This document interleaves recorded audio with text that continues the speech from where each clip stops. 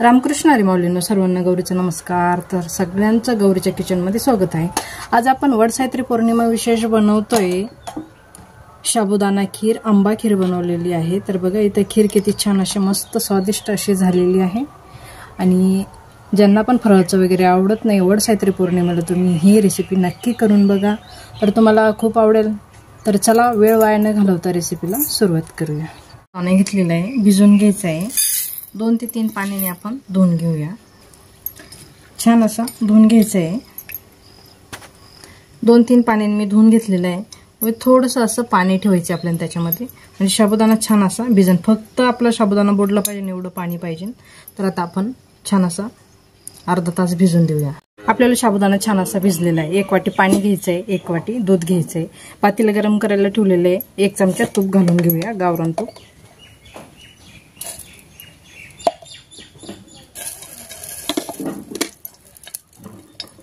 तूप छान गरम झालेले आहे। इथे मी थोडेसे शेंगदाणे, काजू, बदाम घेतलेले तेलामध्ये घालून घेऊया।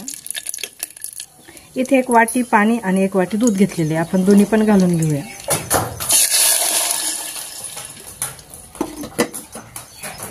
एक चिमूट मीठ घालून घेऊया। साबुदाणा छान असा भिजलेला आहे। आपल्याला साबुदाणा भिजून अर्धा तास झालेला आहे। तर साबुदाणा बघा असा भिजला पाहिजे छान असा। आता आपण इथे दुधाला आणि पाण्याला छान अशी उकळी आलेली आहे। आता हे साबुदाणा उकळत्या दुधामध्ये घालून घ्यायचा आहे। छान असं शिजून घेऊया। इथे आपल्याला पाऊण वाटी साखर घालून घ्यायची आहे। छोटा कप आहे, 1 पाऊण कप आपण इथे साखर घालून घेतोय। छान असं उकळून घेऊया। साबुदाणा छान असा शिजलेला आहे। तर बघा ढवळा सफेद दिसतोय। ज्यावेळेस शिजेल त्यावेळेस समजायचं छान असा आपल्याला साबुदाणा शिजलेला आहे। इथे मी 1 वाटी रस घेतलेला आहे, आंबा रस। तो काय मिक्सरला फिरवला नाही काही नाही, तसंच काढला आंब्यातून आणि तसा घेतला। 1 वाटी रस घेतलेला आहे, तो घालून घेऊया। वडसावित्री पौर्णिमे विशेष तुम्हाला रेसिपी कशी वाटली, पटकन दिशी झटपट अशी, तर नक्की मला कमेंटमध्ये कळवा। रेसिपी जर आवडली तर लाईक, शेअर, सबस्क्राईब नक्की करा।